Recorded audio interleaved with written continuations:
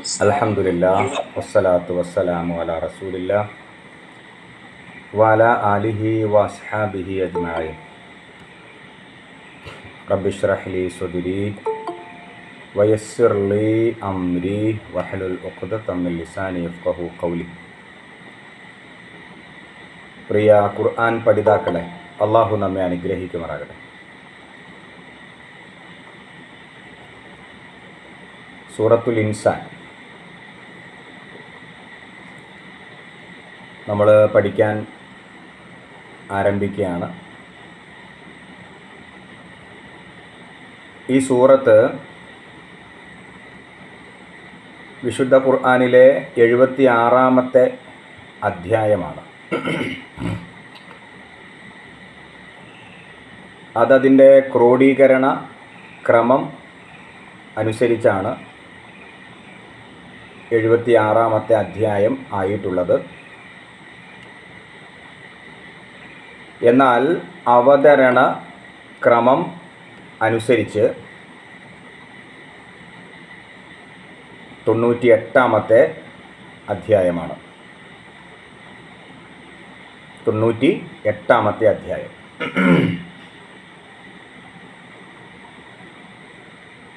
പിന്നെ ഈ സൂറത്ത് അവതരിച്ചത് മക്കയിലാണ്. മക്കി സൂറയാണ്. ഈ സൂറയ്ക്ക് 2 പേരുണ്ട്. നിങ്ങൾക്ക് ആർക്കെങ്കിലും അറിയുമോ? ഇൻസാൻ എന്ന പേര് കൂടാതെ ഓക്കെ, സൂറത്ത് ദഹർ. ഓക്കെ, ഇൻഷാല്ലാ അദ്ദഹർ എന്ന ഒരു പേര് കൂടി ഈ സൂറയ്ക്കുണ്ട്. 2 പേര് കിട്ടാനുള്ള കാരണം ഒന്നാമത്തെ ആയത്താണ്. ഒന്നാമത്തെ ആയത്തിൽ ഇൻസാൻ എന്ന പേരും ഉണ്ട്, ദഹർ എന്ന പേരും ഉണ്ട്, അല്ലേ? ഹൽ അതാ അലൽ ഇൻസാനി ഹീനും മിനദ്ദഹരി. അപ്പോൾ ആ ആയത്തിൽ ഇൻസാൻ എന്ന പേരും വന്നിട്ടുണ്ട്, ദഹർ എന്ന പേരും വന്നിട്ടുണ്ട്. അതുകൊണ്ടായിരിക്കാം ഈ സൂറയ്ക്ക് ഇൻസാൻ എന്ന പേര് കിട്ടിയത്, അല്ലെങ്കിൽ ദഹർ എന്ന പേര് കിട്ടിയത്. എന്താണ് ഇൻസാൻ എന്ന വാക്കിൻ്റെ അർത്ഥം? മനുഷ്യൻ എന്നാണ്. ഇനി ദഹർ എന്ന വാക്കിൻ്റെ അർത്ഥം എന്താണ്? കാലഘട്ടം എന്നാണ്. കാലഘട്ടം. ഇപ്പം ആദ്യം പറഞ്ഞ പോലെ ഈ സൂറത്ത് അവതരിച്ചത് മക്കയിലാണ്. മക്കി സൂറയാണ്.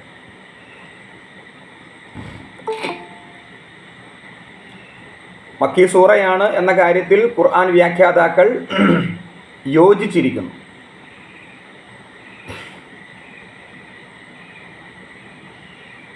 പിന്നെ ഈ സൂറ അവതരിക്കുന്ന ഒരു പശ്ചാത്തലമുണ്ട്.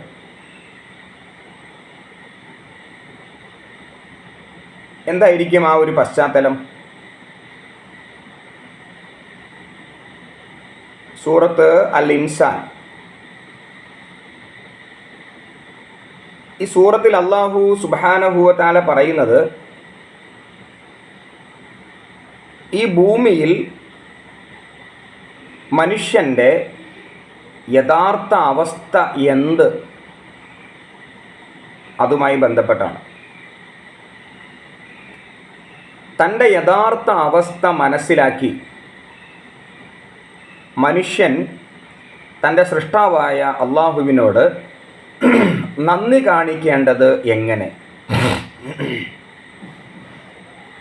ഇതാണ് ഈ സൂറയിൽ അള്ളാഹു പറയുന്നത്. നന്ദി കാണിക്കുന്നതിൻ്റെ അനന്തരഫലം എന്തായിരിക്കും? നന്ദികേടാണ് കാണിക്കുന്നത് എങ്കിൽ അതിൻ്റെ അനന്തരഫലം എന്തായിരിക്കും? ഇത് ഈ സൂറയിൽ അള്ളാഹു വിശദീകരിക്കുന്നു.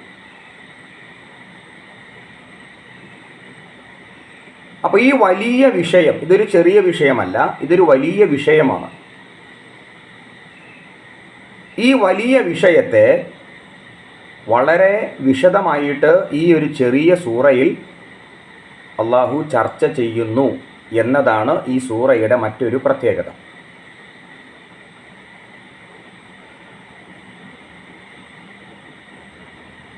ഈ സൂറയുടെ മറ്റൊരു പ്രത്യേകത ഇതിൻ്റെ ശൈലിയാണ്. അത് അർത്ഥം ഗ്രഹിച്ചാൽ മാത്രമേ നമുക്കത് മനസ്സിലാവുകയുള്ളൂ. നമ്മുടെ ഹൃദയത്തിലേക്ക് തുളഞ്ഞു കയറുന്ന രീതിയിൽ ഉള്ള ഉത്ബോധനം. അത്രയ്ക്ക് ശക്തമായ ഒരു ശൈലിയാണ് ഈ സൂറയിൽ അള്ളാഹു സ്വീകരിച്ചിരിക്കുന്നത്.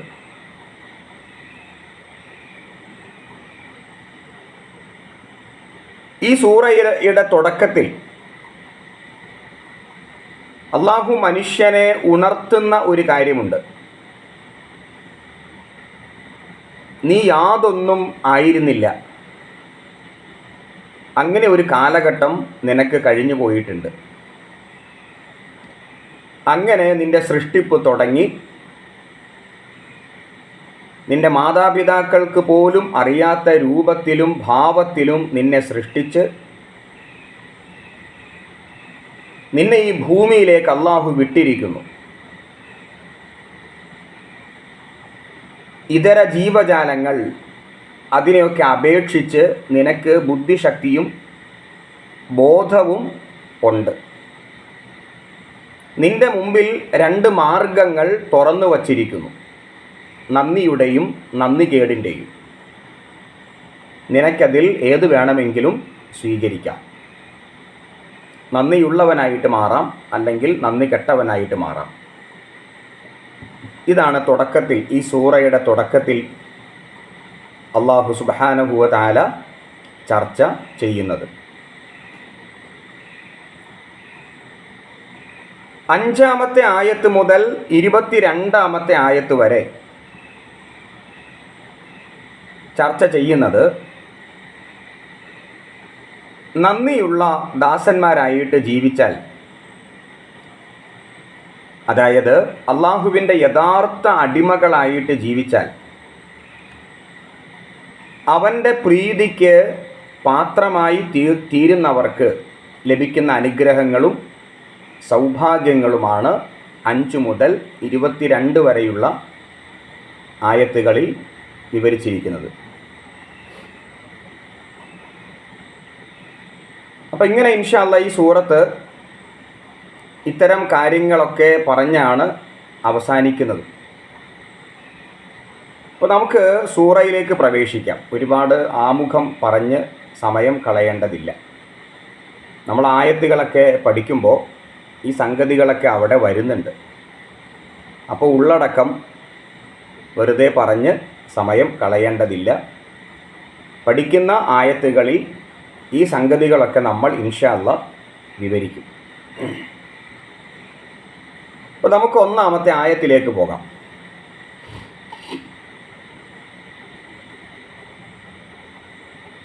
ഒന്നാമത്തെ ആയത്ത്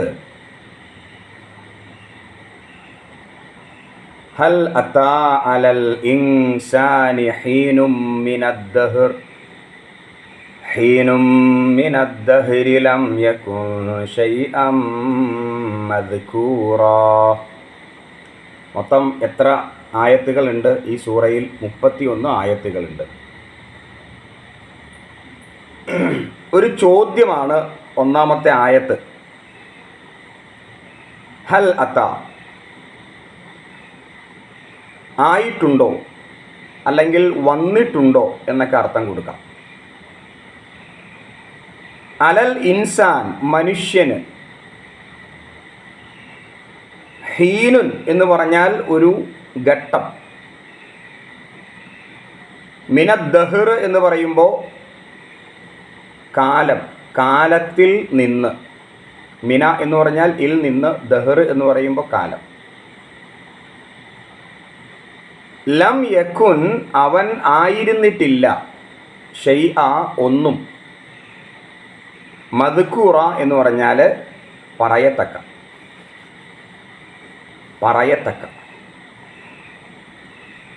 ഒന്നുകൂടെ പറയാം.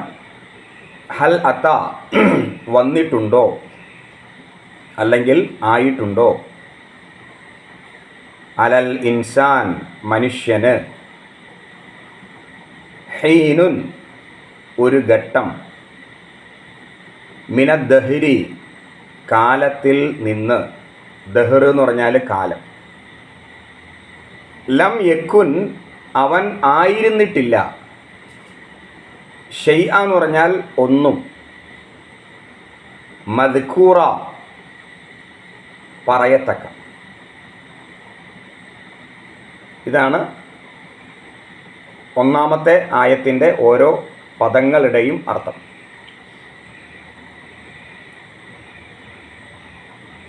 നമുക്കിനി ഒന്നിച്ച് അതിൻ്റെ അർത്ഥം പറയാം. മനുഷ്യൻ പറയപ്പെടാവുന്ന ഒന്നുമേ അല്ലാതിരുന്ന സുദീർഘമായ കാലഘട്ടം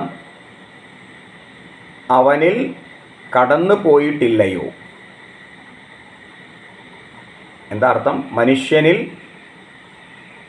പറയപ്പെടാവുന്ന ഒന്നുമേ അല്ലാതിരുന്ന സുദീർഘമായ കാലഘട്ടം അവനിൽ കടന്നു പോയിട്ടില്ലയോ? ഒരു ചോദ്യത്തിലൂടെയാണ് ഈ സൂറത്ത് ആരംഭിക്കുന്നത്. എല്ലാവർക്കും അതിൻ്റെ അർത്ഥം ക്ലിയർ ആയോ? എവിടെയെങ്കിലൊക്കെ സംശയമുണ്ടോ? ഉണ്ടെങ്കിൽ ചോദിക്കണം. ഒന്ന് പാരായണം ചെയ്യാം. ബിസ്മില്ലാഹിർ റഹ്മാനിർ റഹീം. ഹൽ അതാ അലൽ ഇൻസാനി ഹീനും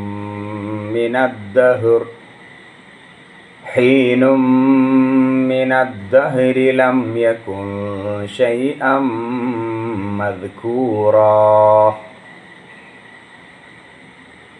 എന്തായിരിക്കും ഈ പറഞ്ഞതിൻ്റെ അർത്ഥം?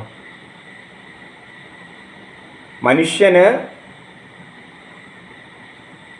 പറയപ്പെടാവുന്ന ഒന്നുമേ അല്ലാതിരുന്ന സുദീർഘമായ കാലഘട്ടം അവനിൽ കടന്നു പോയിട്ടില്ലയോ?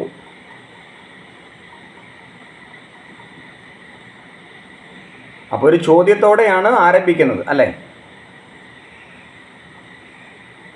സുദീർഘമായ ഒരു കാലഘട്ടം നമുക്കെല്ലാവർക്കും അങ്ങനെ കഴിഞ്ഞു പോയിട്ടുണ്ട്. നമ്മൾ ഒന്നുമേ അല്ലായിരുന്നു.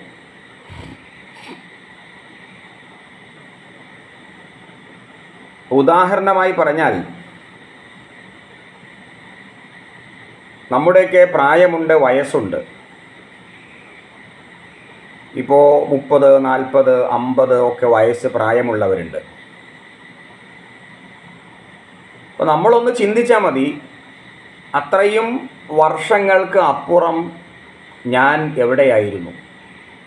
അപ്പോൾ 40 വയസ്സാണെങ്കിൽ 40 വയസ്സുകൾക്ക് അപ്പുറം, 40 കൊല്ലങ്ങൾക്ക് അപ്പുറം, അഥവാ എൻ്റെ മാതാവിൻ്റെ ഗർഭാശയത്തിൽ ഞാൻ ജനിക്കുന്നതിനും അപ്പുറം ഞാൻ എവിടെയായിരുന്നു? അതിനെയാണ് ഇവിടെ ഷൈഅൻ മദ്കൂറ എന്ന് പറഞ്ഞിരിക്കുന്നത്. ഷൈഅൻ മദ്കൂറ എന്ന് പറഞ്ഞാൽ ലം യക്കുൻ ഷൈഅൻ മദ്കൂറ, അതായത് ഒന്നുമേ അല്ലാതിരുന്നു, പറയത്തക്ക ഒന്നുമേ അല്ലാതിരുന്നു. മാതാവിൻ്റെ ഗർഭാശയത്തിൽ പ്രവേശിക്കുമ്പോൾ പറയത്തക്ക എന്തൊക്കെയോ ആണല്ലോ. അതിനു മുമ്പ് ലം യക്കുൻ ഷൈഅൻ മദ്കൂറ, പറയത്തക്ക ഒന്നുമേ അല്ലായിരുന്നു. ഇനി അതിന് ഇങ്ങനെയും ഒരു വ്യാഖ്യാനമുണ്ട്. എങ്ങനെയാണ്? മാതാവിൻ്റെ ഗർഭാശയത്തിൽ പ്രവേശിപ്പിക്കപ്പെട്ട ആ ഒരു കാലഘട്ടം, 10 മാസക്കാലം നമ്മുടെ മാതാവ് നമ്മെ ഗർഭം ചുമന്ന ഒരു കാലഘട്ടം. അതിൻ്റെ തുടക്കത്തിൽ നമ്മൾ ഒന്നുമായിരുന്നില്ല, പറയത്തക്ക ഒന്നുമല്ല. അതായത് ഒരു മാംസകഷ്ണം അല്ലെങ്കിൽ ഒരു രക്തപിണ്ഡം, അങ്ങനെയും വ്യാഖ്യാനമുണ്ട്. അപ്പോൾ ഒരു വ്യാഖ്യാനം ഏതാണ്? മാതാവിൻ്റെ ഗർഭപാത്രത്തിൽ പ്രവേശിക്കുന്നതിന് മുമ്പുള്ള ഒരു ഘട്ടം. രണ്ടാമത്തെ വ്യാഖ്യാനം ഏതാണ്? ആ പ്രവേശിപ്പിക്കപ്പെട്ട ഒരു ഘട്ടം. രണ്ട് ഘട്ടമാണെങ്കിലും പറയത്തക്ക ഒന്നുമേ നമ്മളായിരുന്നില്ല. ഇനി മാതാവിൻ്റെ ഗർഭപാത്രത്തിൽ പ്രവേശിപ്പിക്കപ്പെട്ട ഒരു ഘട്ടമായിരുന്നെങ്കിൽ അതിശക്തിയേറിയ മൈക്രോസ്കോപ്പിലൂടെ മാത്രം കാണാൻ കഴിയുന്ന സൂക്ഷ്മമായ ഒരു കണം. നമ്മളൊക്കെ ആദ്യം അങ്ങനെയായിരുന്നു. അപ്പോൾ ഇതൊരു മനുഷ്യനായിട്ട് മാറും എന്ന് കാഴ്ചക്കാർക്ക് പറയാൻ പോലും പറ്റില്ല. ഇത്ര ചിന്താശേഷിയുള്ള, കരുത്തുള്ള, മിടുമിടുക്കനായ ഒരു മനുഷ്യനായിട്ട് മാറും ഇത് എന്ന് ആ സമയത്ത് പറയാൻ പോലും ആർക്കും സാധിക്കുമായിരുന്നില്ല. അങ്ങനെയുള്ള ഒരു ഘട്ടം നമുക്ക് കഴിഞ്ഞു പോയിട്ടുണ്ട്.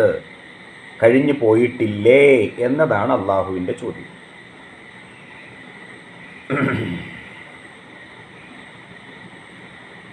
അള്ളാഹു നമ്മെ ചിന്തിപ്പിക്കുകയാണ്. ഇങ്ങനെ എന്തിനാണ് പറയുന്നത്? ഇങ്ങനെ അള്ളാഹു നമ്മെ എന്തിനാണ് ചിന്തിപ്പിക്കുന്നത്? നമ്മെ സൃഷ്ടിച്ചത് അള്ളാഹു ആണ് എന്ന് നമ്മെ ബോധ്യപ്പെടുത്താൻ വേണ്ടിയിട്ടാണ്. ഇനി അടുത്ത ആയത്തിലേക്ക് വരാം. ഇന്നാ ഖലഖ്നൽ ഇൻസാന മിൻ നുത്ഫത്തിൻ അംശാജിൻ നബ്തലീഹി ഫജഅൽനാഹു സമീഅൻ ബസീറാ ഇന്നാ ഹദൈനാഹു സബീല ഇമ്മാ ശാകിറൻ വ ഇമ്മാ കഫൂറാ ഇന്നാ അഅ്തദ്നാ ലിൽ കാഫിരീന സലാസിലൻ വ അഅ്ലാലൻ വ സഈറാ ഇന്നാ ഖലഖ്നൽ ഇൻസാന, ഇന്നാ തീർച്ചയായും നാം, ഖലഖ്ന നാം സൃഷ്ടിച്ചു, അൽ ഇൻസാന മനുഷ്യനെ, മിൻ നുതുഫത്തിൻ, നുതുഫ നേരത്തെയൊക്കെ വന്ന ഒരു വാക്കാണ്. നുതുഫ എന്ന വാക്കിൻ്റെ അർത്ഥം രേതസ്കണം എന്നാണ്. നുതുഫ ഇന്ദ്രിയത്തുള്ളി എന്നും പറയാം. മിൻ നുതുഫത്തിൻ ഒരു ഇന്ദ്രിയ തുള്ളിയിൽ നിന്ന് തീർച്ചയായും മനുഷ്യനെ നാം സൃഷ്ടിച്ചു. അംശാജിൻ, എങ്ങനെയുള്ള ഇന്ദ്രിയ തുള്ളിയാണ്? അംശാജാണ്. അംശാജ് എന്ന് പറഞ്ഞാൽ കൂടിക്കലർന്ന, ഇടകലർന്ന, അങ്ങനെയൊക്കെ അർത്ഥമുണ്ട് അംശാജ്. അപ്പോൾ നുതുഫത്തിൻ അംശാജ് എന്ന് പറയുമ്പോൾ കൂടിക്കലർന്ന ഇന്ദ്രിയ തുള്ളിയിൽ നിന്ന് തീർച്ചയായും മനുഷ്യനെ നാം സൃഷ്ടിച്ചു. നമുക്കത്രയും ആദ്യം ചർച്ച ചെയ്യാം. പഠിച്ച അത്രയും ആയത്തിൻ്റെ അർത്ഥം ഒന്നിച്ചു പറയുമ്പോൾ ഇങ്ങനെയാണ്: മനുഷ്യനെ നാം മിശ്രിതം, അതാണ് കൂടിക്കലർന്നത്, മിശ്രിതമായ ഇന്ദ്രിയ തുള്ളിയിൽ നിന്ന് സൃഷ്ടിച്ചു. ഇവിടെ മിശ്രിതമായത് എന്ന് പറയുമ്പോൾ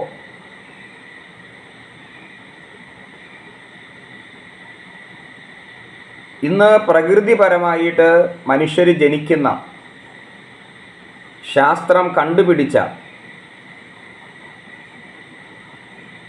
ബീജത്തിൻ്റെയും അണ്ഡത്തിൻ്റെയും സങ്കലനമാണ്. അതാണ് അംശാജ് കൊണ്ട് ഉദ്ദേശിക്കുന്നത്. അത് രണ്ടും കൂടിച്ചേർന്ന് ഒന്നായിട്ട് മാറുന്നു. ആ ഒന്നായിട്ട് മാറുന്നതിനെയാണ് നുതുഫത്തിൻ അംശാജ് എന്ന് പറഞ്ഞിരിക്കുന്നത്. ഇതെല്ലാം കണ്ടുപിടിക്കുന്നതിന് മുമ്പ് തന്നെ അല്ലാഹു സുബ്ഹാനഹു വ തആല ഈ സംഗതികൾ പറയുമ്പോൾ വിശുദ്ധ ഖുർആൻ മുഹമ്മദ് നബി സ്വല്ലല്ലാഹു അലൈഹി വസല്ലമയുടെ വചനമല്ല എന്നും അള്ളാഹുവിൻ്റെ വചനം തന്നെയാണെന്നും നമുക്ക് ഉറപ്പിക്കാൻ കഴിയും. കാരണം 1400 കൊല്ലങ്ങൾക്കപ്പുറം ഇതൊന്നും ആർക്കും അറിയില്ല.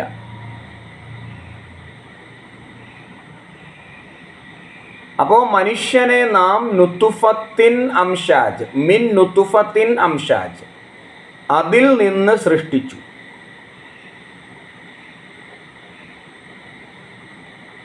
വിശുദ്ധ ഖുർആൻ ഈ പറയുന്ന കാര്യം ഇന്ന് സയൻസ് വളരെ കൃത്യമായിട്ട് ശരിവച്ചിരിക്കുന്നു. അപ്പോൾ ഇവിടെ ആ നുത്തുഫത്തിൻ അംഷാജിനെയാണ് അള്ളാഹു ആദ്യം എന്തു പറഞ്ഞത്? ലം യക്കുൻ ഷൈഅൻ മദ്കൂറ എന്ന് പറഞ്ഞത്. എന്താ അതിൻ്റെ അർത്ഥം? നിങ്ങൾക്കത് മനസ്സിലായോ? ലം യക്കുൻ ഷൈഅൻ മദ്കൂറ എന്താ അതിൻ്റെ അർത്ഥം? അവൻ ഒന്നുമേ ആയിരുന്നില്ല. ആ ഒന്നുമേ ആയിരുന്നില്ല എന്ന് പറഞ്ഞത് ഏതിനെ സംബന്ധിച്ചാണ്? നുത്തുഫത്തിൻ അംഷാജ്. നുത്തുഫത്തിൻ അംഷാജ് എന്ന് പറഞ്ഞാൽ കൂടിക്കലർന്ന രേതസ്കണം. അതിപ്പോൾ നോക്കിയാൽ എന്താ സംഗതി? അത് ആർക്കും അത്ര ഇഷ്ടപ്പെട്ട ഒരു സംഗതിയല്ല, കാണാൻ ഭംഗിയുള്ള ഒരു സംഗതിയല്ല.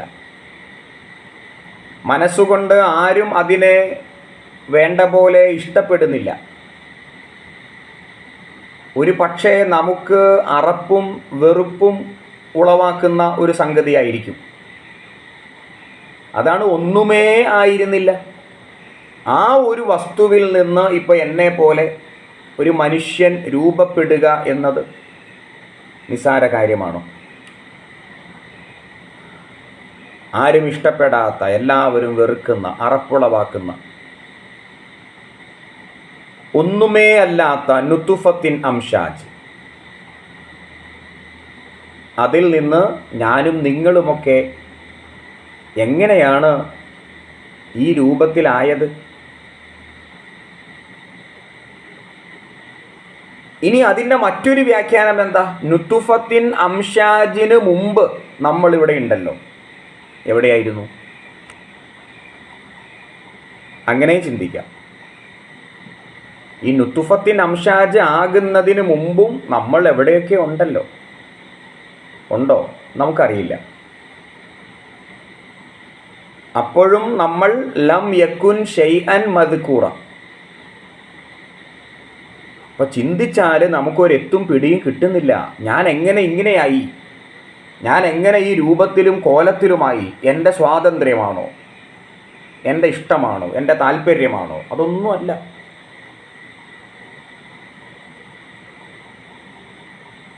അപ്പോൾ തീർച്ചയായും നമ്മൾ എത്തുന്ന ഒരു സത്യമുണ്ട്. ആ സത്യം ഏതാണ്? ഇന്നാ ഖലഖ്നൽ ഇൻസാൻ. അവിടെയാണ്. ഇന്നാ ഖലഖ്നൽ ഇൻസാൻ. തീർച്ചയായും നമ്മെ സൃഷ്ടിച്ചത് അള്ളാഹുവാണ്. നമ്മെ സൃഷ്ടിച്ചത് അള്ളാഹുവാണ്. ആ ഒരു സത്യത്തിലേക്ക് നമ്മൾ എത്തുന്നു. എത്താതെ നിർവാഹമില്ല. അത്രയും മനസ്സിലായെങ്കിൽ അടുത്ത ആയത്തിലേക്ക് വരാം. ഇത്രയും എല്ലാവർക്കും മനസ്സിലായല്ലോ അല്ലേ? ക്ലാസ് കേൾക്കുന്നുണ്ടോ എല്ലാവരും? റേഞ്ച് തടസ്സം ഒന്നുമില്ലല്ലോ അല്ലേ? ഇൻഷാല്ലാ. ഓക്കെ. ഓ ശരി. ഇനി അടുത്തതിലേക്ക് വരാം. ഇനി എന്തിനാണ് ഇങ്ങനെ സൃഷ്ടിച്ചത്? അതിൻ്റെ പുറകിലുള്ള യുക്തി എന്താണ്? എന്തിന് അള്ളാഹു എന്നെയും നിങ്ങളെയും സൃഷ്ടിച്ചു? നമ്മളിത് സൂറത്ത് മുൽക്ക് പഠിക്കുമ്പോഴൊക്കെ കുറച്ച് പഠിച്ചിട്ടുണ്ട്. അത് ഇവിടെ ഒന്നുകൂടി മറ്റൊരു ശൈലിയിൽ ആവർത്തിച്ച് പറയുന്നു. എന്തിനാണ് അള്ളാഹു നമ്മെ ഈ അത്ഭുതകരമായ രൂപത്തിൽ സൃഷ്ടിച്ചത്? നബ്തലീഹി, അവനെ പരീക്ഷിക്കാൻ വേണ്ടിയാണ്. ഇബ്തല ഇബ്തലി അല്ലേ? നബ്തലീഹി എന്ന് പറഞ്ഞാൽ അവനെ പരീക്ഷിക്കുവാൻ വേണ്ടിയാണ്. ഇത് സൂറത്ത് മുൽക്കിൽ നമ്മൾ പഠിച്ചതല്ലേ? അല്ലേ? ഏതാണ് ആയത്ത്? തബാറക്കല്ലദീ ബിയദിഹിൽ മുൽക്കു വഹുവ അലാ കുല്ലി ഷൈഇൻ ഖദീർ. പിന്നെ അല്ലദീ ഖലഖൽ മൗത വൽ ഹയാത ലിയബ്ലുവക്കും. അവിടെ വന്ന വാക്ക് ലിയബ്ലുവക്കും, അതാണ്. അതിൻ്റെ മറ്റൊരു രൂപമാണ് നബ്തലീഹി. അപ്പോൾ പരീക്ഷിക്കുവാൻ വേണ്ടിയാണ്. നബ്തലീഹി, നാം അവനെ പരീക്ഷിക്കുവാൻ വേണ്ടി. ഫജഅൽനാഹു, അവനെ നാം ആക്കിയിരിക്കുന്നു. അവനെ നാം ആക്കിയിരിക്കുന്നു. എന്താക്കിയിരിക്കുന്നു? സമീഅൻ, കേൾക്കുന്നവൻ, ബസീറൻ, കാണുന്നവൻ. അവനെ പരീക്ഷിക്കുവാൻ വേണ്ടി നാം അവനെ കേൾക്കുന്നവനും കാണുന്നവനും ആക്കിയിരിക്കുന്നു. അതെന്തായിരിക്കും ആ പറഞ്ഞത്? പരീക്ഷിക്കുന്നതിന് വേണ്ടി കേൾക്കുന്നവനും കാണുന്നവനും ആക്കിയിരിക്കുന്നു, അല്ലേ? പക്ഷികളും മൃഗങ്ങളും കേൾക്കുന്നുണ്ട്, കാണുന്നുണ്ട്. പക്ഷെ എന്താണ് മനുഷ്യൻ്റെ വ്യത്യാസം? മനുഷ്യനും കേൾക്കുന്നുണ്ട്, കാണുന്നുണ്ട്. പക്ഷികൾ കേൾക്കുന്നു, പക്ഷേ പക്ഷികൾ ചിന്തിക്കുന്നില്ല, അല്ലേ? ജന്തുക്കൾ, മൃഗങ്ങളാകട്ടെ കാണുന്നു, അത് കേവലം ഒരു കാഴ്ചയാണ്. അതിനപ്പുറത്തേക്ക് അവർക്ക് ചിന്തിക്കാനോ ഗ്രഹിക്കാനോ ഒന്നും സാധിക്കുന്നില്ല. പക്ഷേ മനുഷ്യർ അങ്ങനെയല്ല. മനുഷ്യരെ സംബന്ധിച്ചിടത്തോളം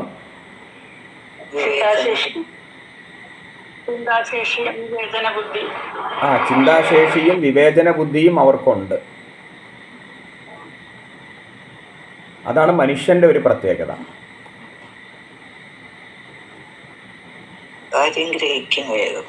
അതെ, ഇതാണ് മനുഷ്യന്റെ വ്യത്യാസം. അതാണ് സമീഅൻ ബസീറ എന്നിവിടെ എടുത്തു പറഞ്ഞത്. അത് അവനെ പരീക്ഷിക്കുന്നതിന് വേണ്ടിയാണ്. അപ്പോൾ ഒരു കാര്യം നമുക്ക് ഉറപ്പായി, ഈ ലോകത്ത് പരീക്ഷണം എന്ന അടിസ്ഥാനത്തിൽ അള്ളാഹു സൃഷ്ടിച്ച ഒരേ ഒരു വർഗം മനുഷ്യവർഗം മാത്രമാണ്. ജന്തുക്കളോ മറ്റ് ജീവജാലങ്ങളോ അവരെ അള്ളാഹു പരീക്ഷിക്കാൻ വേണ്ടിയല്ല സൃഷ്ടിച്ചത്. അത് മറ്റെന്തോ ഉദ്ദേശത്താൽ മനുഷ്യർക്ക് വേണ്ടി അള്ളാഹു സൃഷ്ടിച്ചു എന്നേയുള്ളൂ. പക്ഷേ മനുഷ്യനെ അള്ളാഹു സൃഷ്ടിച്ചത് പരീക്ഷിക്കാൻ വേണ്ടി മാത്രമാണ്. മറ്റ് ജീവജാലങ്ങൾക്കില്ലാത്ത പ്രത്യേകമായ ചിന്താശക്തി, കാര്യഗ്രഹണശേഷി, യുക്തിബോധം, ഇതൊക്കെ മനുഷ്യർക്ക് അള്ളാഹു സമ്മാനിച്ചത് അവരെ പരീക്ഷിക്കാൻ വേണ്ടി മാത്രമാണ്. നമുക്ക് ലഭിച്ചിട്ടുള്ള സമയം, നമ്മുടെ മരണം, ആ മരണം വരെ നമുക്ക് ലഭിച്ചിരിക്കുന്ന സമയം പരീക്ഷയുടെ കാലഘട്ടമാണ്. നമുക്ക് അള്ളാഹു തന്നിട്ടുള്ള ഈ സ്ഥലം, നമ്മൾ ജീവിക്കുന്ന ഈ പ്രദേശം, അത് പരീക്ഷണ ഭൂമിയാണ്. നൽകിയിട്ടുള്ള സമയം പരീക്ഷയുടെ ആ ഒരു സമയമാണ്. നമ്മൾ ആ സമയത്തെയാണ് ആയുസ് എന്ന് പറയുന്നത്. നമ്മൾ എവിടെയൊക്കെ എങ്ങനെയൊക്കെ ജീവിക്കുന്നു, അതൊക്കെ പരീക്ഷണ ഭൂമിയാണ്. നമ്മൾ അഭിമുഖീകരിക്കുന്ന സാഹചര്യങ്ങൾ, നമ്മൾ അഭിമുഖീകരിക്കുന്ന പ്രശ്നങ്ങളും പ്രതിസന്ധികളും പരീക്ഷണങ്ങളാണ്. എല്ലാം, ഒറ്റ വാക്കി പറഞ്ഞാൽ എല്ലാം പരീക്ഷണം മാത്രമാണ്.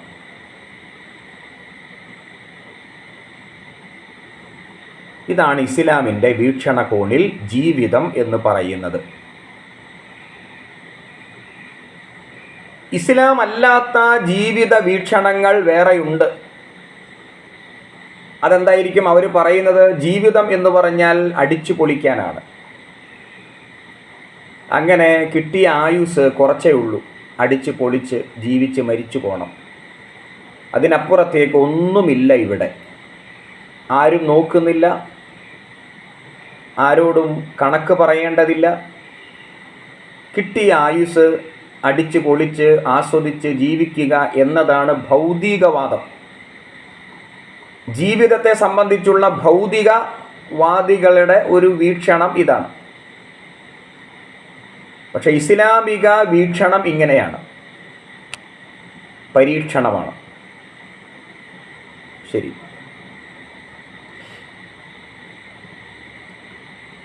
നിങ്ങൾക്ക് ആർക്കും അത് ഡൗട്ടില്ലെങ്കിൽ നമുക്ക് അടുത്ത ആയത്തിലേക്ക് പോരാം. അപ്പോൾ നമുക്ക് കണ്ണും കാതും നൽകി എന്നാണ് പറഞ്ഞത്. സമീഅൻ ബസീറ. സമീഅ എന്ന് പറഞ്ഞാൽ കേൾവി, പിന്നെ ബസീറ എന്ന് പറഞ്ഞാൽ കാഴ്ച. അപ്പോൾ ഇവിടെ കണ്ണും പിന്നെ കാഴ്ചയും നൽകിയത് എന്തിനാണ്? പരീക്ഷിക്കാൻ വേണ്ടി തന്നെയാണ്. അപ്പോൾ മറ്റുള്ള അവയവങ്ങളോ, കണ്ണും കാതും മാത്രമാണോ പരീക്ഷണ വസ്തുക്കൾ? അല്ല, അത് വളരെ പ്രധാനപ്പെട്ട 2 അവയവങ്ങളായതുകൊണ്ട് അതിനെ എടുത്തു പറഞ്ഞു എന്നേ ഉള്ളൂ. എല്ലാം പരീക്ഷണമാണ്. കണ്ണ്, കാത് തുടങ്ങി പഞ്ചേന്ദ്രിയങ്ങൾ, 7 ഓർഗൻസ്, ഈ പഞ്ചേന്ദ്രിയങ്ങൾ അടക്കം, ത്വക്ക്, കയ്യ്, കാല്, എല്ലാം. വിശുദ്ധ ഖുർആനിലെ ഒരു ഭാഗത്ത് ഒരു ആയത്ത് പ്രകാരമുണ്ട്, ഇന്നൽ ഫുആദ. അല്ല, ഈ ഫുആദ് എന്താ? നമ്മുടെ ഹൃദയം. ഹൃദയം അതുവരെ നാളെ വിചാരണയ്ക്ക് വിധേയമാക്കപ്പെടും.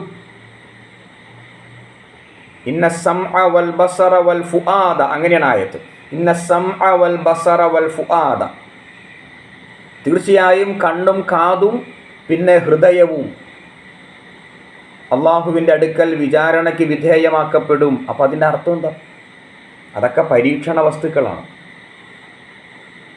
കയ്യും കാലും നഖങ്ങളും രോമങ്ങളും എൻ്റെ ബോഡിയിൽ എന്തൊക്കെയുണ്ടോ അതൊക്കെ നാളെ വിചാരണയ്ക്ക് വിധേയമാക്കപ്പെടും. അപ്പോൾ എല്ലാം പരീക്ഷണമാണ് എന്നർത്ഥം. ഇവിടെ കണ്ണും കാതും മാത്രമാണ് പറഞ്ഞിട്ടുള്ളൂ എന്ന് കരുതി കണ്ണും കാതും മാത്രമല്ല എന്ത് പരീക്ഷണ വസ്തു എന്ന് നമ്മൾ തിരിച്ചറിയണം കേട്ടോ. ശരി, നിങ്ങൾ മ്യൂട്ടാക്കാത്ത ആരുമുണ്ട്, നല്ല ഒച്ച കേൾക്കുന്നുണ്ട്. ശരി, നമുക്കിനി അടുത്ത ആയത്തിലേക്ക് പോകാം. അടുത്ത ആയത്തിലേക്ക് വരുമ്പോൾ ഇന്നാ ഹദൈനാഹു സബീല ഇമ്മാ ഷാക്കിറൻ വ ഇമ്മാ കഫൂറ. 3-ാമത്തെ ആയത്ത്. ഇന്നാ ഹദൈനാഹു സബീല. നമുക്ക് ഓരോ വാക്കുകളുടെ അർത്ഥം നോക്കാം. ഇന്നാ തീർച്ചയായും നാം, ഹദൈനാഹു അവന് കാണിച്ചു കൊടുത്തു, അസബീല മാർഗം അല്ലെങ്കിൽ വഴി. അള്ളാഹു മനുഷ്യന് വഴി കാണിച്ചു കൊടുത്തു എന്നാണ് ഈ പറയുന്നത്. ഇത് ഖുർആനിൽ പല സ്ഥലത്ത് പല രൂപത്തിൽ പല ശൈലിയിൽ ഇങ്ങനെ അള്ളാഹു പറയുന്നുണ്ട്. ഈ വഴി കാണിച്ചു കൊടുത്തു എന്ന് പറഞ്ഞാൽ അതിൻ്റെ അർത്ഥം എന്താ? ഇപ്പം നമ്മൾ നമസ്കാരത്തിൽ 5 നേരം അള്ളാഹുവോട് പ്രാർത്ഥിക്കുന്നുണ്ടല്ലോ. സൂറത്ത് ഫാത്തിഹയിൽ ഏതാണ് ഇതുമായി ബന്ധപ്പെട്ട ഒരു ആയത്തുണ്ടല്ലോ. ഏതാണ് ആയത്ത്? അതെ, നേരായ വഴി കാണിച്ചു നൽകണമേ. അതിൻ്റെ അർത്ഥം അങ്ങനെയല്ലേ? അള്ളാഹുവേ, നീ ഞങ്ങൾക്ക് നേരായ വഴി കാണിച്ചു നൽകണമേ. അതാണ് അതിൻ്റെ അർത്ഥം. അതാണ് ഇവിടെ അതേ വാക്ക് തന്നെയാണ് ഹദൈനാഹു, നാം അവന് കാണിച്ചു കൊടുത്തു എന്നാ പറയുന്നത്. അപ്പോൾ നമ്മുടെ ഈ പ്രാർത്ഥനയ്ക്ക് എന്താ പിന്നെ അവിടെ പ്രസക്തിയുള്ള? കാണിച്ചു നൽകണമേ എന്നാണ് പ്രാർത്ഥന. ഇവിടെ പറയുന്നു കാണിച്ചു കൊടുത്തിരിക്കുന്നു എന്ന്. അപ്പോൾ നിങ്ങൾക്ക് എന്താ തോന്നുന്നേ? കാണിച്ചു തരയണമേ, ഇഹ്ദിന സിറാത്തുൽ മുസ്തഖീം.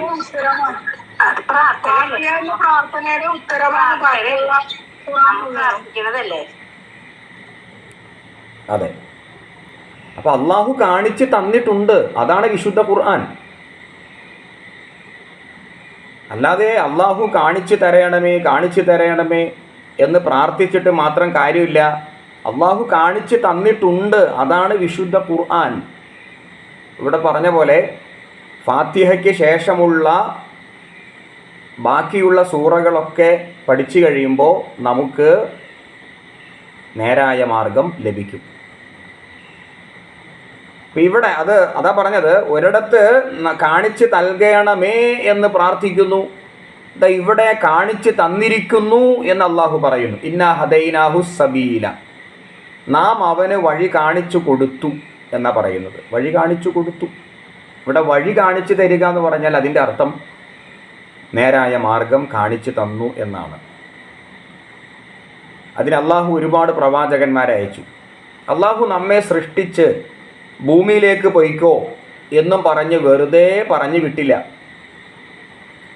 ആദം നബി അലൈഹിസ്സലാം ഭൂമിയിലേക്ക് വരുമ്പോൾ അള്ളാഹു എന്താ പറഞ്ഞ്, നീ പൊയ്ക്കോ, നീ എങ്ങനെയാണ് ജീവിക്കേണ്ടത് എന്ന് ഞാൻ നിന്നെ പഠിപ്പിക്കും. നിനക്കും ഹവ്വാ ബീവിക്കും നിങ്ങൾക്കുണ്ടാകുന്ന മക്കൾക്കും എല്ലാം ഞാൻ പറഞ്ഞു തരും.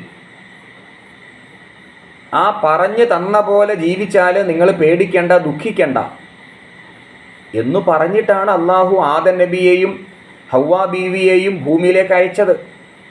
അല്ലാതെ വെറും കൈയോടെയല്ല. ഇതെല്ലാം ഖുർആനിൽ പറയുന്നുണ്ട്.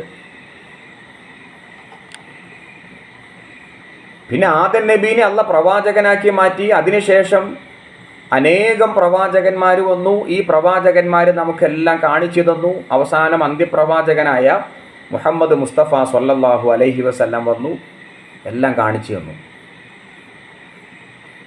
ആ പ്രവാചകൻ അള്ളാഹ് കൊടുത്ത വിശുദ്ധ വേദഗ്രന്ഥമാണ് ഖുർആൻ. അതിൽ ഈ പറയപ്പെട്ട സന്മാർഗവുമായി ബന്ധപ്പെട്ട എല്ലാ കാര്യങ്ങളും അതിൻ്റെ അകത്തുണ്ട്. അതാണ് ഹദൈനാഹു സബീല. അപ്പോൾ സൂറത്ത് ഫാത്തിഹയിൽ നമ്മൾ നടത്തുന്ന പ്രാർത്ഥന അത് കേവലം ഒരു പ്രാർത്ഥന മാത്രമാണ്. പക്ഷേ ആ പ്രാർത്ഥനയുടെ ഉത്തരമാണ് വിശുദ്ധ ഖുർആൻ. ഒരാളിങ്ങനെ പ്രാർത്ഥിച്ചുകൊണ്ടിരിക്കുക, പ്രവർത്തിക്കുന്നില്ല, ഖുർആൻ പഠിക്കുന്നില്ല, പിന്നെ എങ്ങനെ ഉത്തരം കിട്ടും? ഉത്തരം കിട്ടില്ല. ഉത്തരം കിട്ടണമെങ്കിൽ ബാക്കിയുള്ള സൂറകളൊക്കെ പഠിച്ച് മനസ്സിലാക്കുമ്പോഴേ ഉത്തരം കിട്ടൂ. പക്ഷെ നമ്മുടെ സമുദായത്തിൻ്റെ അവസ്ഥ എന്താണെന്നറിയോ? നമ്മുടെ സമുദായത്തിൻ്റെ അവസ്ഥ ഖുർആൻ പഠിക്കാൻ പാടില്ല, അർത്ഥം അറിയാൻ പാടില്ല, അങ്ങനെ പഠിപ്പിക്കാൻ പാടില്ല എന്നൊക്കെ വിചിത്രമായ വാദങ്ങളാണ് സമുദായത്തിനുള്ളത്. അത്ഭുതമാണ് കേൾക്കുമ്പോൾ. വളരെ വിചിത്രമായ വാദങ്ങൾ. പഠിക്കരുത്, ഓതിക്കൊണ്ടിരുന്നാൽ മതി, അത് പണ്ഡിതന്മാർക്ക് മാത്രമേ പഠിക്കാൻ പറ്റുള്ളൂ, അല്ലാത്ത ആർക്കും പഠിക്കാൻ പറ്റില്ല. ഇപ്പം നമ്മളൊക്കെ പഠിക്കുന്നില്ലേ? നമുക്കെല്ലാവർക്കും പഠിക്കാൻ പറ്റുന്നില്ലേ? നമുക്കെല്ലാവർക്കും ഇത് മനസ്സിലാവുന്നില്ലേ? പിന്നെ എന്താണ് അവരങ്ങനെ പറയുന്നത്? നമുക്കത് അറിയില്ല. അതെന്തോ ആകട്ടെ, അള്ളാഹ് അവർക്ക് ഹിദായത്ത് കൊടുക്കട്ടെ, പ്രാർത്ഥിക്കാം. അപ്പം അള്ളാഹു നേരായ മാർഗം, അതായത് ഹദൈനാഹു സബീല എന്നാണ് പറഞ്ഞത്. അള്ളാഹു എന്ത് ചെയ്തു? വഴി കാണിച്ചു കൊടുത്തു. ഇവിടെ വഴി കാണിച്ചു കൊടുക്കുക എന്നതിൻ്റെ ആശയം രണ്ട് വഴികളാണ്. ഒന്ന് നേരായ മാർഗം, രണ്ട് വളഞ്ഞ വഴികൾ. സന്മാർഗം എന്നും ദുർമാർഗങ്ങൾ എന്നും അതിനർത്ഥം കൊടുക്കാം. സന്മാർഗം എന്ന് പറയുമ്പോൾ ഏകവചനമാണ്. സന്മാർഗം ഒന്നേ ഉള്ളൂ. ദുർമാർഗങ്ങൾ അത് കുറേയുണ്ട്. എന്നിട്ട് അള്ളാഹ് പറഞ്ഞു ഇമ്മ ഷാക്കിറൻ. ഷാക്കിർ എന്ന് പറഞ്ഞാൽ നന്ദിയുള്ളവൻ എന്നതിൻ്റെ അർത്ഥം. നന്ദിയുള്ളവൻ. അതിൻ്റെ നേരെ ഓപ്പോസിറ്റാണ് കഫൂറ എന്ന വാക്ക്, നന്ദി കെട്ടവൻ. സത്യനിഷേധി എന്നൊക്കെ അർത്ഥമുള്ള പോലെ തന്നെ ഇതിന് നന്ദി കെട്ടവൻ എന്നും അർത്ഥമുണ്ട്. ഏതിനാണ്? കഫൂർ, കാഫിർ അല്ലേ? അതെ. അപ്പൊ ഷാക്കിറാകാം. ഇമ്മ ഷാക്കിറൻ, ഷാക്കിറാകാം എന്ന് പറഞ്ഞാൽ അതിൻ്റെ ആശയം എന്താ? ഷാക്കിറാകാം എന്ന് പറഞ്ഞാൽ നമുക്ക് സന്മാർഗത്തെ സ്വീകരിച്ച് ആ സന്മാർഗത്തിൽ അടിയുറച്ച് നിന്ന് അള്ളാഹ്ക്ക് വഴിപ്പെട്ട് അള്ളാഹുവിൻ്റെ കൽപ്പനകളെ മാനിച്ച് നമുക്ക് ജീവിക്കാം. അങ്ങനെ നമുക്ക് ഷാക്കിറാകാം. അതല്ലെങ്കിൽ നമുക്ക് എന്ത് ചെയ്യാം? കഫൂറാകാം, നന്ദി കെട്ടവനാകാം. നന്ദി കെട്ടവനാവുക എന്ന് പറഞ്ഞാൽ നിങ്ങൾക്ക് മനസ്സിലായിട്ടുണ്ടാവും. നന്ദി കെട്ടവനാവുക എന്ന് പറഞ്ഞാൽ തോന്നിയ പോലെയൊക്കെ ജീവിക്കാം. രണ്ടിനുള്ള സ്വാതന്ത്ര്യം ഈ ലോകത്ത് അള്ളാഹു നൽകിയിട്ടുണ്ട്. ഈ ലോകത്ത് കേട്ടോ, നന്ദിയുള്ളവനാകാം, നന്ദി കെട്ടവനാകാം. അതായത് തോന്നിയ പോലെ അടിച്ച് പൊളിച്ച് ജീവിക്കാം, എന്ത് ധിക്കാരവും കാണിക്കാം, അള്ളാഹുവിൻ്റെ കൽപ്പനകൾക്ക് വില കൽപ്പിക്കാതെ എന്ത് ധിക്കാരവും ചെയ്യാം ഇവിടെ ഈ ലോകത്ത്. അതാണ് കഫൂറ. നന്ദിയുള്ളവരായിട്ട് യഥാർത്ഥ വിശ്വാസികളായിട്ട് അങ്ങനെയും ജീവിക്കാം. രണ്ടിനുള്ള സ്വാതന്ത്ര്യം ഈ ലോകത്ത് അള്ളാഹു നൽകിയിട്ടുണ്ട്. അഥവാ ഒരാൾക്ക് മുസ്ലിമായിട്ട് ജീവിക്കാം. ഇനി ഒരാൾ മുസ്ലിമായി ജീവിച്ചിട്ട് കുറേ കാലം കഴിഞ്ഞപ്പോൾ ഇല്ല എനിക്ക് മുസ്ലിം ആവണ്ട, എനിക്ക് ഇസ്ലാമിൽ നിന്ന് പുറത്തു പോകണം എന്ന് പറഞ്ഞിട്ട് ഇസ്ലാമിൽ നിന്ന് പുറത്തും പോകാം, തടസ്സമൊന്നുമില്ല. ഒരാൾക്ക് മുസ്ലിം ആകാൻ എത്രത്തോളം സ്വാതന്ത്ര്യമുണ്ടോ അത്രയും സ്വാതന്ത്ര്യം ഒരാൾക്ക് ഇസ്ലാമിൽ നിന്ന് പുറത്തു പോകാനുണ്ട്. പോയിക്കോട്ടെ, നമുക്കിപ്പോൾ എന്താ പ്രശ്നം? നമുക്ക് യാതൊരു പ്രശ്നമില്ല. ഈ ലോകത്ത് അള്ള കൊടുത്ത സ്വാതന്ത്ര്യമാണ്, എന്തും ചെയ്തോട്ടെ. ഇസ്ലാം സ്വീകരിക്കാൻ ഒരാൾക്ക് എത്രത്തോളം സ്വാതന്ത്ര്യമുണ്ടോ അത്രയും സ്വാതന്ത്ര്യം ഇസ്ലാമിൽ നിന്ന് പുറത്തു പോകാനും അയാൾക്ക് അള്ള കൊടുത്തിട്ടുണ്ട്. പോകുന്നവർ പോയിക്കോട്ടെ, വരുന്നവർ വരട്ടെ. പക്ഷേ താഴെയുള്ള ആയത്ത് നോക്കാം. ഇന്നാ അഅ്തദ്നാ ലിൽ കാഫിരീന സലാസില വഅഗ്ലാലൻ വസഈറാ. ഇന്നാ തീർച്ചയായും നാം അഅ്തദ്നാ നാം ഒരുക്കി വച്ചിരിക്കുന്നു ലിൽ കാഫിരീന നന്ദി കെട്ടവർക്ക് വേണ്ടി, അഥവാ സത്യനിഷേധികൾക്ക് വേണ്ടി നാം ഒരുക്കി വച്ചിരിക്കുന്നു സലാസില ചങ്ങലകൾ. സിൽസിലത്ത്, സിൽസിലത്ത് എന്ന് കേട്ടിട്ടുണ്ടോ? സിൽസിലത്ത് ചങ്ങല, അത് സലാസിൽ. വ അഗ്ലാലൻ, അഗ്ലാൽ എന്ന് പറഞ്ഞാൽ ഇങ്ങനെ എന്താ പറയുക, വിലങ്ങ്, വിലങ്ങ്, കൈ വിലങ്ങ്, കാല് വിലങ്ങൊക്കെ പോലീസുകാർ വിലങ്ങ് വയ്ക്കാറില്ലേ? അഗ്ലാൽ എന്ന് പറഞ്ഞാൽ വിലങ്ങുകൾ. സഈറ, സഈറ എന്ന് പറഞ്ഞാൽ നരകം. ഈ ലോകത്ത് കുഴപ്പമില്ല, ഈ ലോകത്ത് ഇപ്പോൾ ആരും ചോദിക്കാനും പോണില്ല, പറയാനും പോണില്ല. അവർക്ക് എന്തും ആകാം. ഇപ്പോൾ എനിക്കും നിങ്ങൾക്കും എന്തും ആകാം. പടച്ചോൻ തന്ന സ്വാതന്ത്ര്യമാണ്. സത്യവിശ്വാസിയായിട്ട് അള്ളാഹ്ക്ക് വഴിപ്പെട്ട് അള്ളാഹുവിൻ്റെ ദാസനായിട്ട് ദാസിയായിട്ട് നമുക്ക് ജീവിക്കാം. ഇനി അതല്ല ഒരാൾ എനിക്ക് നിഷേധിയാവണം എന്ന് പറഞ്ഞിട്ട് നിഷേധിയായിക്കോട്ടെ. പക്ഷേ നിഷേധികളായ മനുഷ്യർക്ക് അള്ളാഹു നാളെ പരലോകത്ത് അവർക്ക് വേണ്ടി ഒരുക്കി വച്ചിരിക്കുന്നു സലാസില ചങ്ങലകൾ, അഗ്ലാലൻ വിലങ്ങുകൾ, സഈറ നരകം. ആ പ്രശ്നമേ ഉള്ളൂ, വേറെ പ്രശ്നമൊന്നുമില്ല. അപ്പം നന്ദിയുള്ളവനാകാം, നന്ദി കെട്ടവനാകാം, അല്ലേ? അപ്പോൾ അടിസ്ഥാനപരമായിട്ട് ഇത്രയും ആയത്തുകൾ നമ്മെ പഠിപ്പിക്കുന്ന വലിയൊരു പാഠമുണ്ട്. എന്താണെന്നറിയോ? ഒന്നാമതായിട്ട് നമ്മുടെ ചിന്തകൾ കുറച്ച് പുറകിലേക്ക് പോകണം. നമ്മൾ എങ്ങനെയാണ് സൃഷ്ടിക്കപ്പെട്ടത്? അത്ഭുതമാണത്. അള്ളാഹുവാണ് അതിൻ്റെ പുറകിൽ. ആ ഒരു വിശ്വാസം നമുക്ക് സമ്മാനിക്കുന്ന ഒരു ഈമാൻ ഉണ്ട്. കാര്യങ്ങൾ ബോധ്യപ്പെട്ട് മനസ്സിലാക്കി അങ്ങനെ നമുക്ക് ലഭിക്കുന്ന ഒരു വിശ്വാസമുണ്ട്. ആ വിശ്വാസത്തിനാണ് ഉറപ്പുണ്ടാവുകയുള്ളൂ. രണ്ടാമതായിട്ട് ഇവിടെ പറയുന്നത് മനുഷ്യ സൃഷ്ടിപ്പിൻ്റെ ലക്ഷ്യമെന്ത്? ലക്ഷ്യമെന്താണ്? പരീക്ഷണം, മറ്റൊന്നുമല്ല. മറ്റൊന്നുമല്ല. എനിക്ക് കുറേ പൈസ കിട്ടി, പരീക്ഷണം. എനിക്ക് കുറേ ദാരിദ്ര്യമാണ്, പരീക്ഷണം. അല്ലാതെ ഒന്നുമല്ല. എനിക്ക് കുറേ അനുഗ്രഹങ്ങൾ കിട്ടി, പരീക്ഷണം. എല്ലാം പരീക്ഷണം. ഇതാണ് മനുഷ്യ സൃഷ്ടിപ്പിൻ്റെ ലക്ഷ്യം. മൂന്നാമത്തെ ചർച്ച എന്ന് പറയുന്നത് അള്ളാഹു മനുഷ്യർക്ക് നേരായ മാർഗവും ദുർമാർഗവും കാണിച്ചു കൊടുത്തിരിക്കുന്നു. അവർക്ക് നന്ദിയുള്ളവരാകാം, നന്ദി കെട്ടവരാകാം. നന്ദി കെട്ടവരായിട്ട് മാറിയാൽ അവർക്ക് ലഭിക്കുന്ന നരകവും ആ നരകത്തിൻ്റെ ഭീകരതയും പറഞ്ഞു. നമുക്ക് അടുത്ത ആയത്തിലേക്ക് പോകാം. എടുക്കാല്ലെങ്കിൽ പ്രയാസമുണ്ടോ?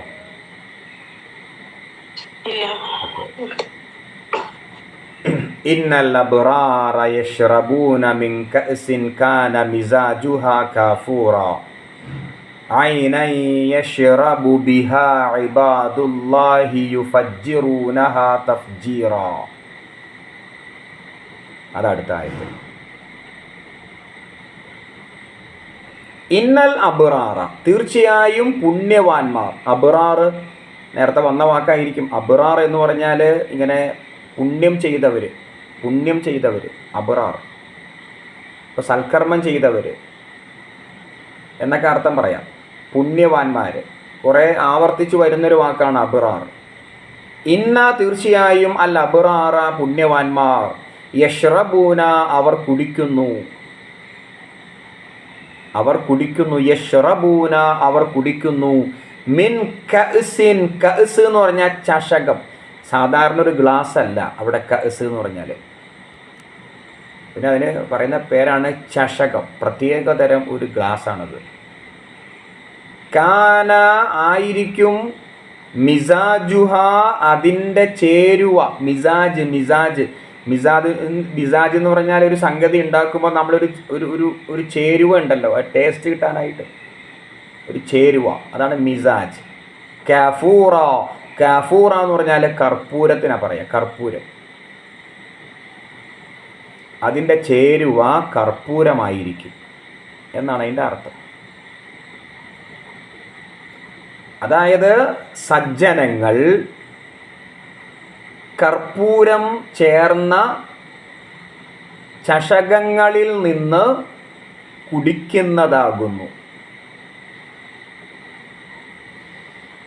ഇവിടെ സജ്ജനങ്ങൾ അഥവാ അബ്റാർ എന്ന് പറഞ്ഞത് ആരെ സംബന്ധിച്ചാണ്? റബ്ബിനെ അനുസരിച്ച് പ്രവാചകന്മാർ കാണിച്ചു തന്ന മാർഗത്തെ സ്വീകരിച്ച് അള്ളാഹു തൻ്റെ മേൽ ചുമത്തിയ ഉത്തരവാദിത്തങ്ങളൊക്കെ കൃത്യമായിട്ട് നിർവഹിച്ച് അള്ളാഹ് ഹലാലാക്കിയ കാര്യങ്ങളെ ഹലാലാക്കി, അള്ളാഹ് ഹറാമാക്കിയ കാര്യങ്ങളെ ഹറാമാക്കി ജീവിച്ചു കൊണ്ടിരിക്കുന്ന, ആ മാർഗത്തിൽ അനുഭവിക്കേണ്ട കഷ്ടനഷ്ടങ്ങളൊക്കെ സഹിച്ച് പൂർണ്ണമായിട്ട് അള്ളാഹ്ക്ക് സമർപ്പിച്ച് ജീവിച്ചു കൊണ്ടിരിക്കുന്ന യഥാർത്ഥ മുഅ്മിനീങ്ങളായ സത്യവിശ്വാസികളായ ആളുകൾ, അവരെ സംബന്ധിച്ചാണ് അബ്റാർ എന്ന പ്രയോഗം. അവർക്ക് നാളെ ലഭിക്കാൻ പോകുന്ന അനുഗ്രഹത്തെ സംബന്ധിച്ചാണ് ഈ പറഞ്ഞത്.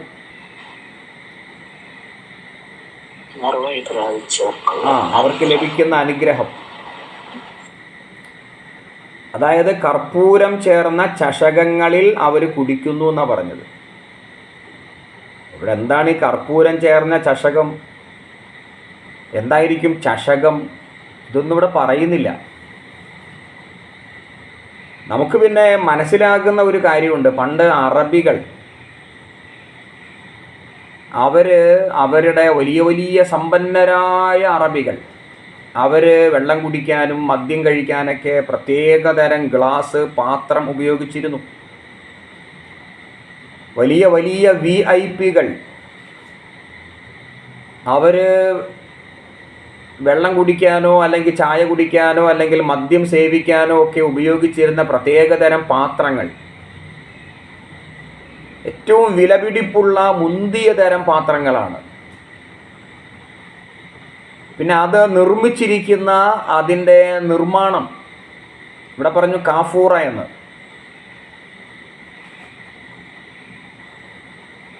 കർപ്പൂരം എന്നാണ് ആ വാക്കിൻ്റെ അർത്ഥം. അപ്പോൾ ചുരുക്കി പറഞ്ഞാൽ ഇവിടെ എന്താ ഉദ്ദേശിക്കുന്നത്? സ്വർഗത്തിൽ സത്യവിശ്വാസികളായ നമ്മളൊക്കെ സ്വർഗത്തിലാണെങ്കിൽ അവിടെ വെള്ളം കുടിക്കാനോ മറ്റ് കാര്യങ്ങൾക്ക് ഉപയോഗിക്കുന്ന പാനപാത്രം, അത് മുന്തിയ തരം, നമ്മൾ ഇന്നേ വരെ കാണാത്ത, അതാണ് ചഷകം. അങ്ങനെയുള്ള ചഷകം, അതിനാണ് കഅസ് മിൻ കഅസിൻ കാന മിസാജുഹാ കാഫൂറ.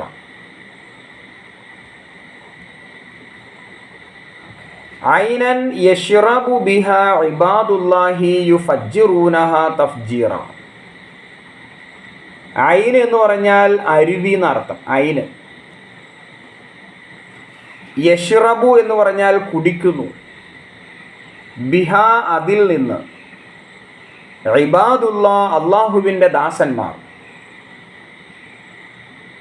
യുഫജ്ജിറൂനഹ അവൻ അതിനെ ഒഴുക്കിയിരിക്കുന്നു, തഫ്ജീറ ഒരു ഒഴുക്കൽ. അതിൻ്റെ വാക്കർത്ഥം പറയുമ്പോൾ അങ്ങനെയാണ്, ഒന്നിച്ചു പറയുമ്പോൾ ഞാൻ പറയാം. യുഫജ്ജിറൂനഹ എന്ന് പറഞ്ഞാൽ അവൻ അതിനെ ഒഴുക്കിയിരിക്കുന്നു, യുഫജ്ജിറൂനഹ അവൻ അതിനെ ഒഴുക്കിയിരിക്കുന്നു, തഫ്ജീറ എന്ന് പറയുമ്പോൾ ഒരു ഒഴുക്കൽ. എൻ്റെ അർത്ഥം ഒന്നിച്ചു പറയുമ്പോൾ എങ്ങനെയാണ്? അത് ഒഴുകിക്കൊണ്ടിരിക്കുന്ന ഒരു അരുവിയായിരിക്കും. ദൈവദാസന്മാർ അതിലെ വെള്ളം കുടിക്കുന്നു.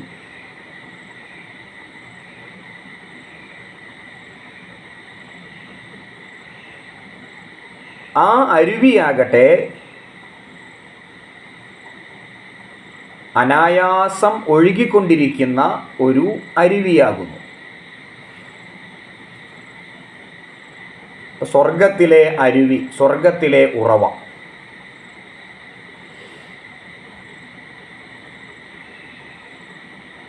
ഇവിടെ കർപ്പൂരം അഥവാ കാഫൂറ, അതിൻ്റെ വിശദീകരണമാണ് ഈ പറയുന്നത്. അത് കർപ്പൂരം കലർന്ന ഒരു ചഷകം എന്നാദ്യം പറഞ്ഞല്ലോ.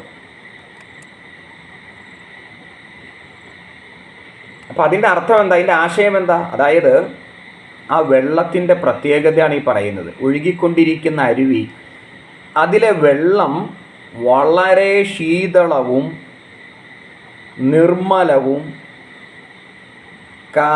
കർപ്പൂരം കലർത്തിയാൽ എന്ന വണ്ണം സുഗന്ധപൂരിതവുമായ തെളിനീരായിരിക്കും. മനസ്സിലായി എന്താ പറഞ്ഞ? കർപ്പൂരം കലർത്തിയ വെള്ളമല്ല അത്. ആ വെള്ളത്തിൻ്റെ, ആ ഉറവയുടെ, ആ അരുവിയുടെ സവിശേഷതയാണ് ഈ പറഞ്ഞത്. അത് നിർമ്മലമായ, ശീതളമായ, സുഗന്ധപൂരിതമായ തെളിനീരായിരിക്കും. കർപ്പൂരം കലർത്തുന്ന വെള്ളം അല്പം സുഗന്ധമുള്ള വെള്ളമായിരിക്കുമല്ലോ.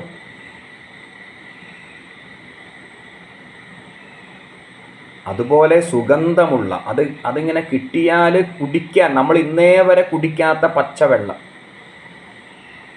നമ്മൾ ഈ ലോകത്ത് കുടിക്കുന്ന വെള്ളമുണ്ടല്ലോ, പക്ഷെ ആ വെള്ളത്തിൻ്റെ നൈർമല്യം, ആ വെള്ളത്തിൻ്റെ ശീതളം, ആ വെള്ളത്തിൻ്റെ സുഗന്ധം, അതൊന്നും നമുക്ക് ഇവിടെ വച്ച് നിർവചിക്കാൻ പോലും കഴിയില്ല. അത്രമാത്രം സുഗന്ധമുള്ള, ടേസ്റ്റുള്ള വെള്ളം പ്രത്യേകമായ ചഷകത്തിലൂടെ നമ്മളിങ്ങനെ കുടിക്കുന്നു. അതാണ് ഈ പറഞ്ഞതിൻ്റെ ആശയം.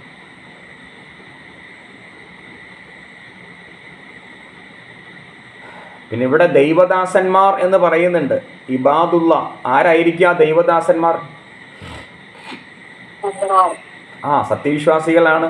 എല്ലാവരും അള്ളാഹുവിൻ്റെ ദാസന്മാരാണ്. പക്ഷേ ഇവിടെ ഉദ്ദേശിക്കുന്ന ദൈവദാസന്മാർ അള്ളാഹുവിൻ്റെ ഇഷ്ടദാസന്മാരാണ്.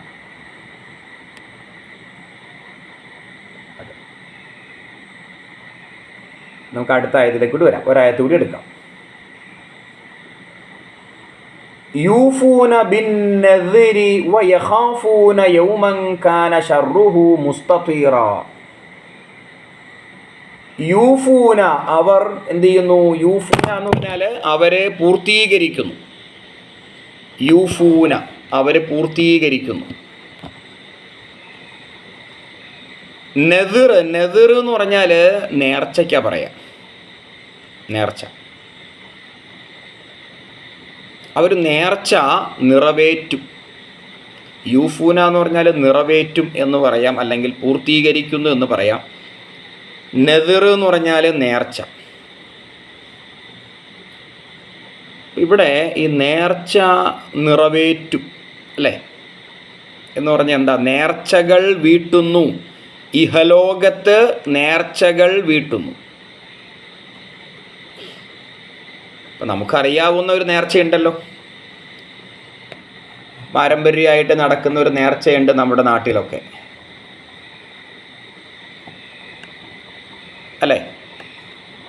ഇപ്പോൾ 2 തരം നേർച്ചയുണ്ട്. ഒരുവൻ തൻ്റെ മേൽ സ്വയം നിർബന്ധമാക്കിയ ഒരു നേർച്ചയുണ്ട്.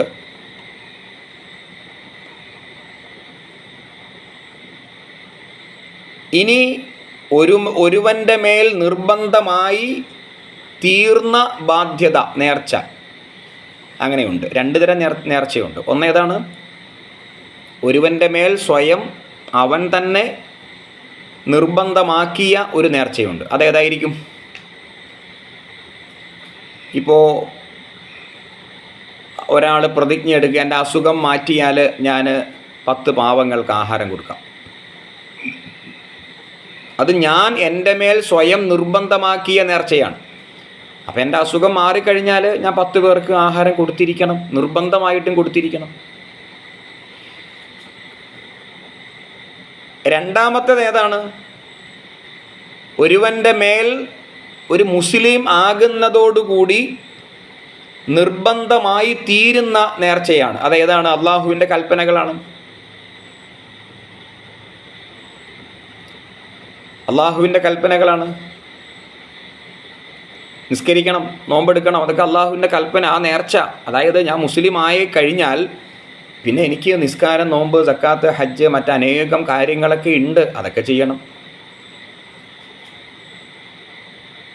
ഇപ്പോൾ 2 തരം നേർച്ചയിൽ ഇസ്ലാം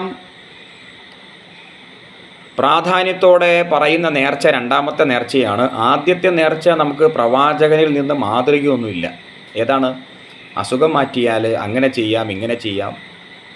നമ്മൾ സ്വയം നമ്മുടെ മേൽ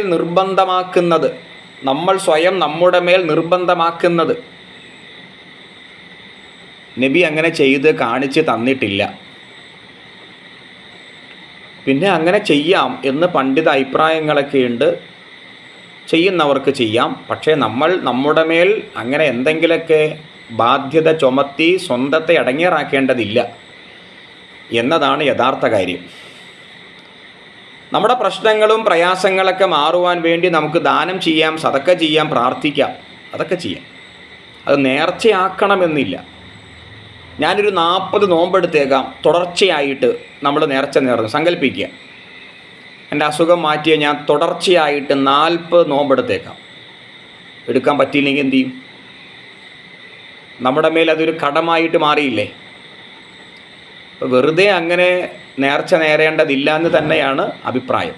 പക്ഷേ എന്തു ചെയ്യാം? പ്രാർത്ഥിക്കാം, നമുക്ക് സദക്ക ചെയ്യാം, ഒക്കെ ചെയ്യാം.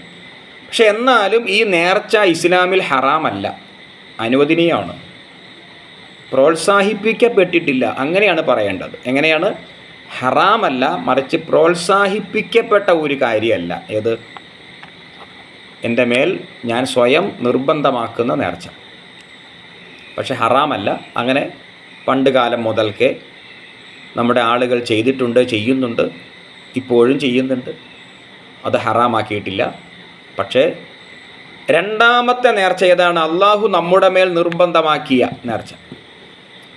അതാണ് ഞാൻ പറഞ്ഞു, നിസ്കാരം പോലെ, നോമ്പ് പോലെ ഇബാദത്തുകൾ, ഫർലായ കാര്യങ്ങൾ, അത് അതിൻ്റെ സമയത്ത് കൃത്യമായിട്ട് ഭംഗിയോടെ അവർ നിർവഹിച്ചിട്ടുണ്ട്. അതാണ് യൂഫൂന, അവർ നിർവഹിച്ചിട്ടുണ്ട്. ബിൻ നദിർ, നേർച്ച അവർ പൂർത്തിയാക്കിയിട്ടുണ്ട്. പിന്നെയോ യഹാഫൂന, അവർ പേടിക്കുന്നു, അവർ പേടിച്ചാണ് ജീവിക്കുന്നത്. യഹാഫൂന, അവർ പേടിക്കുന്നു. യൗമൻ, ഒരു ദിവസത്തെ. ആ ദിവസത്തിൻ്റെ പ്രത്യേകത എന്താ? കാന ഷർറുഹു, ആ ദിവസത്തിൻ്റെ ആപത്ത്, കാന ആയിരിക്കുന്നു, ഷർറുഹു അതിൻ്റെ ആപത്ത്, മുസ്തതീറ പാറിപ്പറക്കുന്ന, അതായത് ലോകാവസാനമായിരിക്കാം. ഒന്നിച്ചർത്ഥം പറയുമ്പോൾ ഈ പാറിപ്പറക്കുന്നത് എന്ന് പറഞ്ഞാൽ എല്ലാത്തിനെയും ബാധിക്കുന്ന, സർവത്ര ആപത്ത് ഗ്രസിച്ച ആ ദിവസത്തെ അവർ ഭയപ്പെടുകയും ചെയ്യുന്നു. അത് ഖിയാമത്ത് നാളാണ്. അള്ളാഹുവിൻ്റെ അടുക്കൽ നിൽക്കേണ്ടി വരും ആ ഒരു ദിവസമാണ്. ആ ദിവസത്തെ പേടിച്ച് അവർ സൽക്കർമ്മങ്ങൾ ചെയ്താണ് ജീവിച്ചു കൊണ്ടിരിക്കുന്നത്.